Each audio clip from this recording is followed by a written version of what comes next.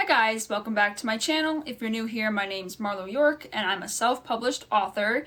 Today I wanted to tell a story about my personal real-life encounter with a ghost.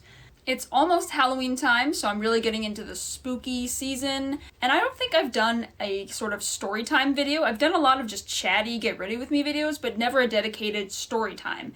I love watching story time videos on YouTube, and I always wonder why more authors and writers in the online community aren't filming more story time videos. I mean, we're storytellers, why not tell more stories? Today's gonna be a day of gesturing, apparently. So I'll admit, I'm skeptical about ghosts. I do believe in them, but every little bump, thump, rumor, whatever, ghost hunting video doesn't convince me that there is a ghost haunting some area. I've watched plenty of those ghost hunter shows on TV, and even while I'm watching it, I'm always trying to debunk it myself. I don't just take every little thing at face value. And I have the same sort of mindset in my own ghost experiences. Now, I've only had one that I would consider like an actual experience in my book, and you can be the judge of that once I finish the story, but I've had some other sort of creepy situations where something a little odd is going on, but I wouldn't say that the place was haunted or that I was in some way communicating with a ghost or something like that. So rather than just blather on any longer, I'm going to just get right into the story. So this took place in Palm Springs, California, or I guess I should say more specifically, the Mountain Station, which I guess is what the building is called at the top of the Palm Springs aerial tramway. Now, I haven't found anything about this building being haunted, but this, again, is just the experience that happened to me and what I heard from someone who worked there. In 2015, I moved from my home in New York to California, and the very next day, David and I went with a friend to Palm Desert. He lived in Palm Desert, so we wanted to go out there and hang out with him and spend the night, and we decided to go on the Palm Springs aerial tramway. And if you don't know what that is, I'll leave a link to it in the description, but basically, I have the website pulled up behind the camera if I keep looking over your head. It's apparently the world's largest rotating tram car. It travels over 2.5 miles along the breathtaking cliffs of Chino Canyon. The trip takes approximately 10 minutes, and during that time, the car itself rotates. And it's a little bit sketchy, but it's really pretty. And when we got there, it was sometime in the evening. So when we started, the sun was already kind of setting while we were on the ground. And then when we were at least halfway, most of the way up the tram, up the mountain, the sun had mostly set, so we couldn't really see the pristine wilderness that the website describes, but most of the view was pretty cool, and being up there in the air like that was kind of scary, but also kind of cool. Once you get to the top, you reach what they're calling the Mountain Station, and up there is restaurants and a bar, and I guess observation decks, a natural history museum, 2 documentary theaters, a gift shop, and over 50 miles of hiking trails. So, like I said, when we got up there, it was already dark. It was sort of after hours. The restaurants were closed, and so there wasn't a whole lot to do except go on the observation decks and look around and chat with a few other people who were up there as well, and go to the bar. The bar was the only thing open, and there was just one guy working there, one bartender. So the 3 of us go over to the bar, and we order a drink. And as we're sitting at the bar, the 3 of us are chatting amongst ourselves, but David and Lance, who is our friend who we were visiting out in the desert, they start chatting with the bartender a little bit. And I don't remember what the conversation was about. I don't know how anything started. I was just sitting there, drinking my Jack and Coke, and just enjoying myself, and sort of listening in on the conversation that they were having. And I remember out of nowhere, Lance just happens to ask the bartender, "Is this place haunted?" And it really was a question that was kind of out of left field because we weren't talking about ghosts or hauntings, and it was March, so it wasn't even October, like around Halloween. And we were just like, what a random question to ask someone out of the blue. But if you knew Lance, you would know that he likes to come up with random conversations. So he asked the bartender, "Is this place haunted?" And the bartender is this, I think he was like a middle-aged guy, a little bit older, definitely not around our age, so he probably wouldn't just like, I don't know, screw with us for the sake of screwing with us. And he kind of chuckles a little bit and he says, "Well, I've heard a rumor that the women's bathroom is haunted." And we all just kind of chuckle at this. I don't think we even continued talking about ghosts or hauntings. The conversation just went somewhere else at that point. We didn't think anything of it. We didn't really ask him much about this supposed haunted bathroom, but the conversation just went away, and we didn't really think that much about it. I think we were sitting there for maybe a good half hour, 45 minutes, an hour, I don't freaking know. This was like 3 years ago. So all I know that it was March 2015.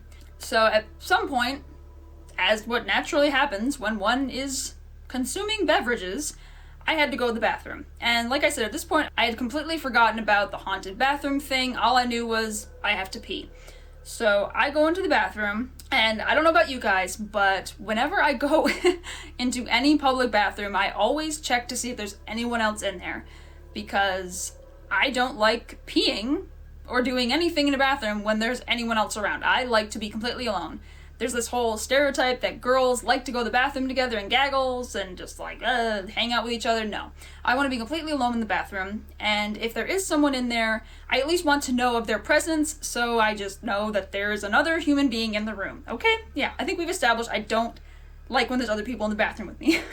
I think there were 3 stalls in the bathroom. All of them were empty. I confirmed that it was empty and that it was safe for me to pee in privacy, as it should be. So I go in the stall, close the door, sit down, start doing my business. And as I'm sitting in there, the hand dryer turns on, and it starts making air dryer noises.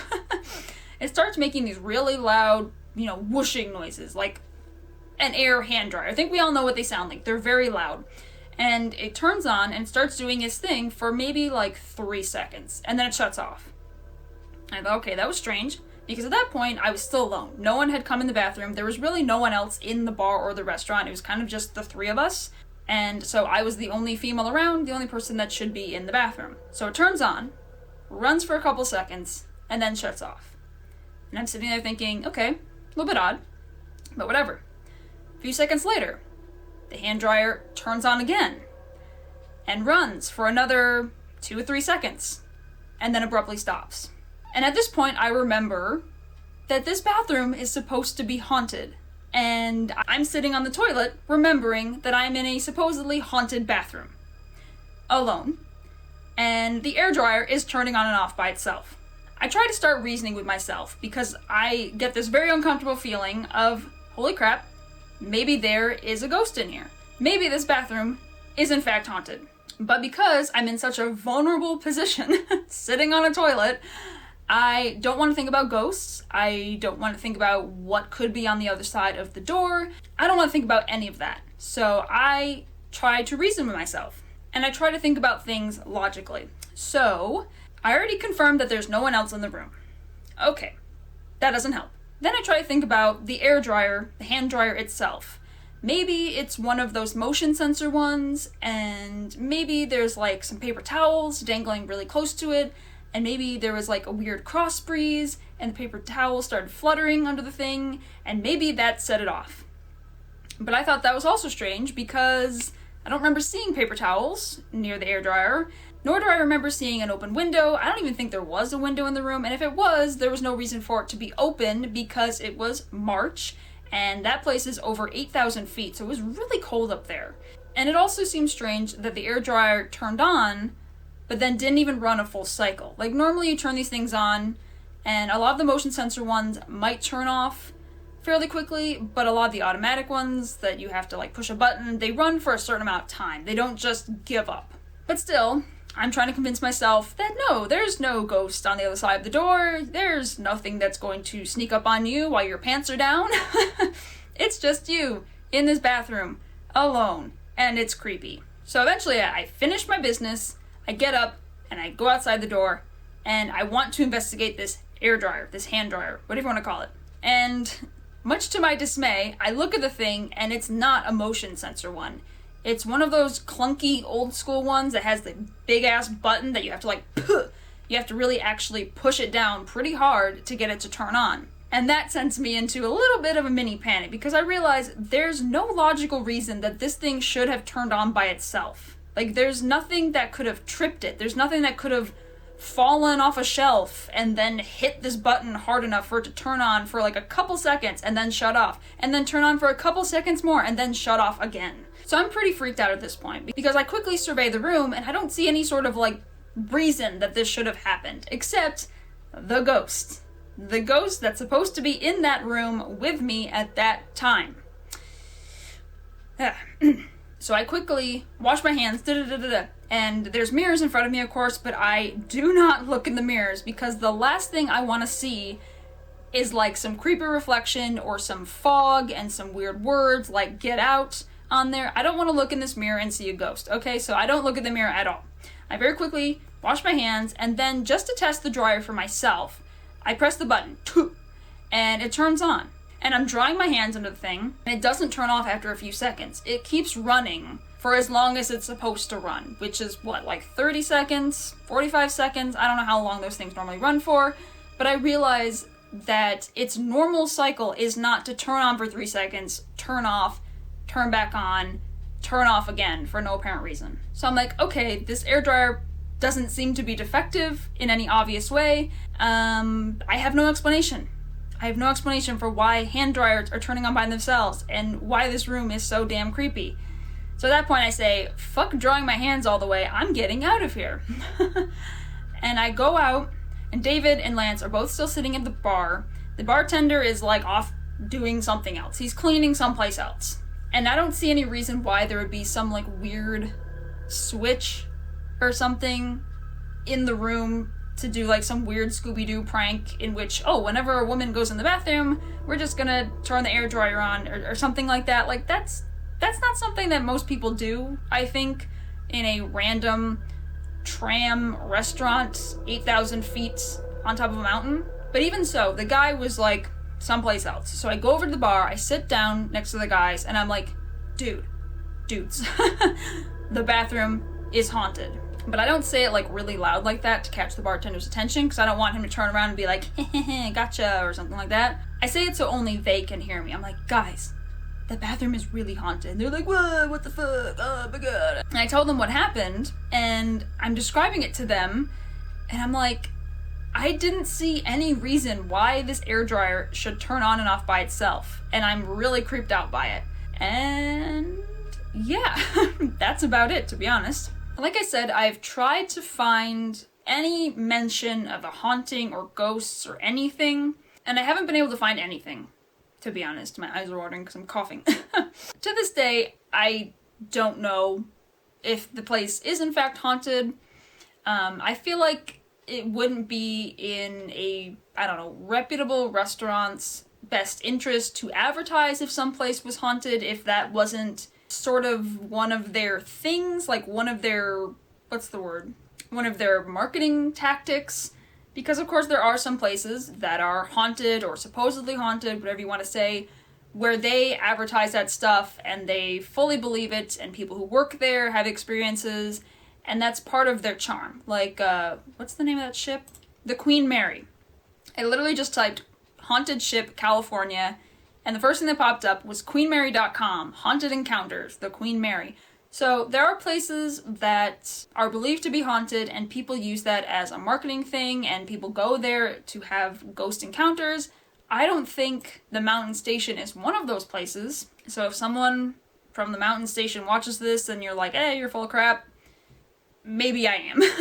I mean, the experience I had was true. Whether or not that is proof of a ghost haunting, I shall leave to you folks. I'm not gonna say that it is haunted, definitely, or is not haunted. That would take an actual investigation, but that is my ghost haunting story, or my encounter with a ghost. And I did find it kind of interesting that the bartender heard a rumor that the bathroom was haunted, and that's how we found out, even though I can't find it anyplace else. So maybe it's just like a staff kind of thing, or maybe it's just, I don't know, just something that's not really a well-known fact, or something that's considered part of their shtick, part of their marketing, whatever. It could just be a little fun story that the staff tells amongst themselves. So what do you guys think? Do you think I had an encounter with a ghost? Or do you think it was just a weird, defective hand dryer? I'm sorry if this story wasn't more elaborate and wasn't more spooky and creepy and weird and Whatever. I just thought it was interesting, and it's something that has always stuck with me as my potential encounter with a ghost, and I thought it would make a funny story to tell around Halloween time because it's just about Halloween, which is my favorite holiday, and I wanted to tell a sort of spooky ghost story to celebrate the holiday, the season, the spooky season. Yeah, let's call it that. Let me know if you have had any ghost encounters down below in the comments. Like this video if you at least got a chuckle out of it, or maybe were creeped out at any points.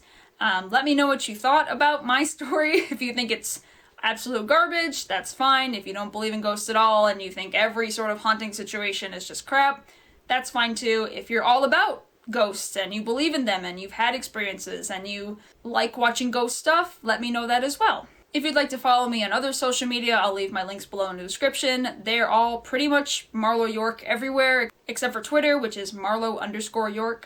I'll also leave links below to my self-published novels, Blood of Fire and Trail of Flames. So until next time, see ya!